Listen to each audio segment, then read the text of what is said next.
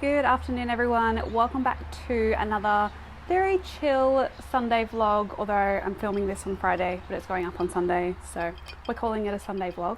This is going to be kind of another video in our moving series, I suppose. Not that it's really a series, but it's also an excuse because I don't really have a very pretty garden going on right now, but everyone goes through changes and moving, and that's just where we're at right now. So this afternoon I don't have to, and Scott's probably going to kill me for planting more plants, but I really want to get some seeds started for the new place that we're moving to, because when I get there I kind of want things to plant straight away rather than planting seeds over there and then kind of waiting a while for them to grow and then just not having a garden, which makes me really sad. So I'm basically going to go through and plant some seeds today, and just give you an update of what is happening behind me. I'd also recommend to grab a tea or coffee or whatever kind of beverage you like if you're watching this on a Sunday afternoon when it will be uploaded. I myself have chosen a coffee this afternoon again. It's kind of a theme going on with that right now, but it's a little more fun than coffee because I have injected a little bit of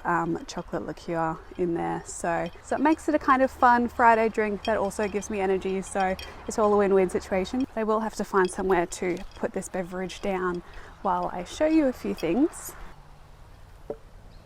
So I'm not really too sure how much has changed since my last video, but tomorrow what I'm going to be doing is taking out these two beds here. So I'm going to overlay some footage of what I magically do tomorrow and then piece this together. But basically what it's going to look like is just having some kind of bare garden beds around, and then I'll put mulch over the top just to kind of make it a little bit more aesthetic and entice people to garden in this area, whoever the new tenants are going to be, in the hope that they can kind of do more like no-dig garden beds in this area.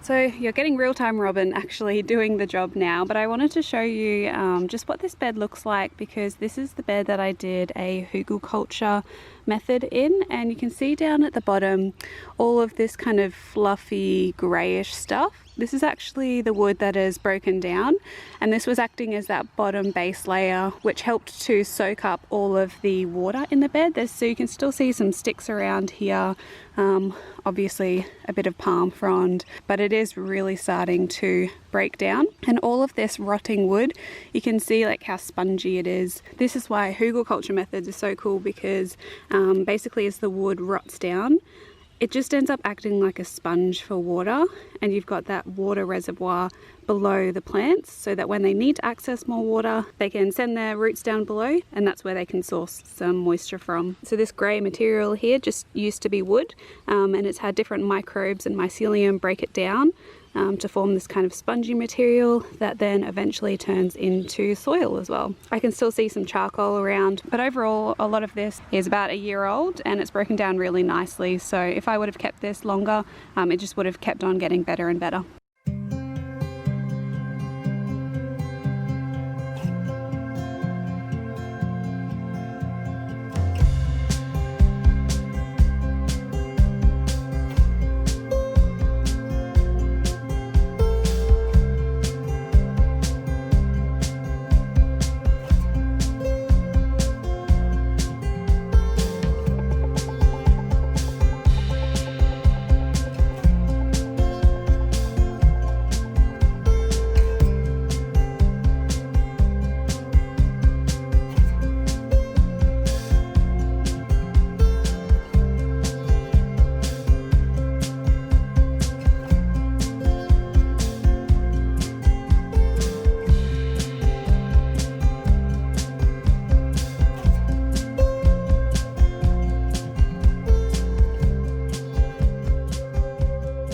But the zucchinis are going really well. I helped out and did a little bit of pollination this morning, came out here nice and early and tried to pollinate this female flower with the male flower. So hopefully we get some golden zucchini off this plant here, and the lettuce is looking really good up the back. It does really need a water, and I was super optimistic that we would get a lot of rain over the last few days, but obviously it hasn't happened. I would love to one day live in an area that gets a lot of rain. If you're in an area like that, please let me know.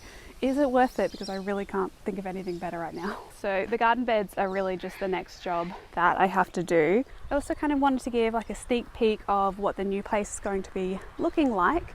So I filmed a little bit the other day, just a really tiny short clip on my iPhone. So I'm going to insert this here. And basically this was taken from the balcony of the house that we're living in. And the whole backyard is pretty much free reign. There's a really large mulch pile there at the moment, which is going to be great to move around and use in the garden. But where that mulch pile is at the moment, all of the trees surrounding it, once they start to get a few more leaves in summer and when the wet season starts, that's where I'm going to be putting a lot of the garden beds because that does get a little bit of that afternoon shade. So it's definitely a plus that I have all that mulch. The negative side is actually moving it all, especially considering the tyre on my wheelbarrow is very flat from all of the bindies that are in the backyard. So as you saw, it's pretty much similar to the type of vegetation that is around this area. It's quite rocky granitic soils, so there's a lot of granite and rocks around there. It is on a mountain as well, and they do get like we do here, kind of those nasty November storms, so it'll be interesting to see how that goes. But overall I am super excited to have a fresh space to grow, and also to share with the people that I'm going to be living with, and also to do the next step in our goal and dream of one day becoming landowners and owning our own small scale farm. All right, hopefully you're going to be able to hear me okay. I'm right next to a busy road, but the microphone should be okay with that. I'm going to sit down now, enjoying my little beverage and plant some seeds. So I'll deal with Scott later about planting more seeds and having to take more over in our moving process to the new place. Don't worry about that. I feel like this is definitely necessary though.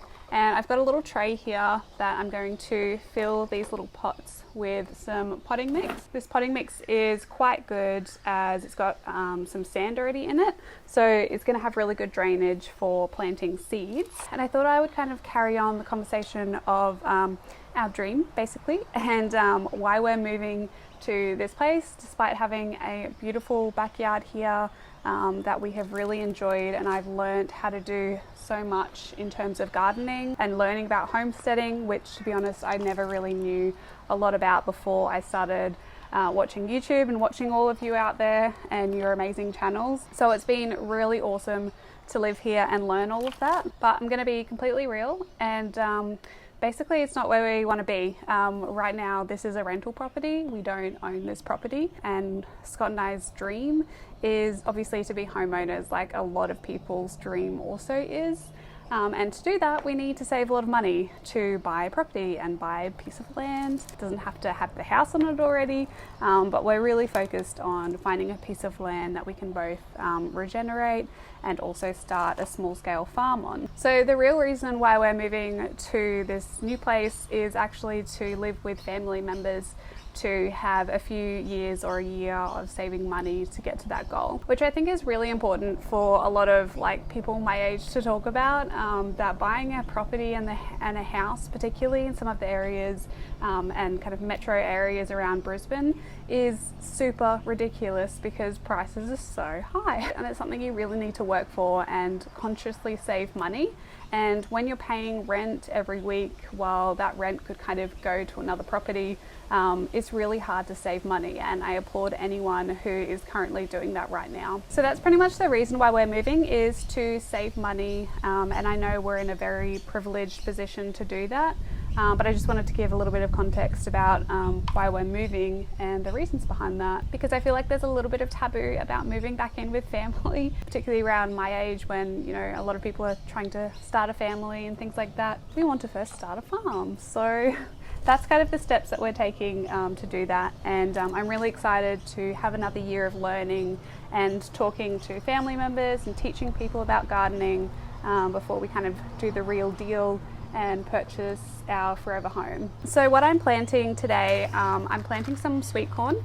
So Scott went down to the shops before and kindly picked this up for me because I forgot that I didn't have any sweet corn saved, and and online it's really hard to get sweet corn at the moment. So this is a bicolour variety, and the seedlings take about 6 to 10 days to emerge. And I really liked the other sweet corn that I grew last year, the honey sweet corn from this company. So I'm going to give this one a go this year. I was going to plant the bicolour and the other sweet corn at the same time so that I could have more corn, but because they pollinate through wind, I kind of run the risk of that this one will cross-pollinate with the other one and maybe give me some funky corn. So for now I'm just going to plant this one, and then in a month or two I'll plant the other one so that I don't get that kind of cross-pollination going between the two. I'm also going to be planting some of the pigeon pea that I picked the other day. So I picked a lot and I now have an abundance of pigeon pea for the new place and to share with friends. And basically I let these seed pods dry on the plant so they're nice and rattly and all the seeds are dry. That's what the seeds look like. It's useful with a lot of legumes to soak these overnight before you plant them. It can give increased germination rates, but I'm not going to worry about that. I'm just going to plant these in today and hope for the best, because I have a lot more that I can plant as well. I also wanted to mention that I'm wearing one of my favorite shirts today, and I wanted to share this company. I am no way affiliated with this company. I genuinely think it is the best company ever, and it's by some girls up at Groote Island, where they have now released wild harvested shirts where they've illustrated some native Australian plants and put the correct language names on there, and I'm really happy to finally wear it and use some of their products. And if you're in Australia, I would definitely recommend checking out Bush Medicina, which is basically a bunch of different Aboriginal ladies who have gotten together up at Groote Island to help create some different balms and skin products that use native Australian botanicals to kind of give the healing properties of those. And they've also just released shirts and earrings. I am very excited to get my hands on them. I used to work up at Groote Island for a while. I did my honours up there, and it is one of the most amazing places in Australia, and the people up there are just super lovely. So I'm going to get on to planting these seeds, and I'll show you what it looks like at the end. I might wrap this video up now, but I really hope you enjoyed seeing kind of the progress and also some of what we're dealing with for the new place. I hope you're all having a lovely day wherever you are in the world. Definitely make sure to give this video a like and comment down below what kind of sweet corn variety you planted this year, if you planted it, because I am totally new to all of the different sweet corn varieties and I really want to try different ones, different coloured varieties as well. Thank you so much for watching, and until my next video, happy gardening everyone. Bye!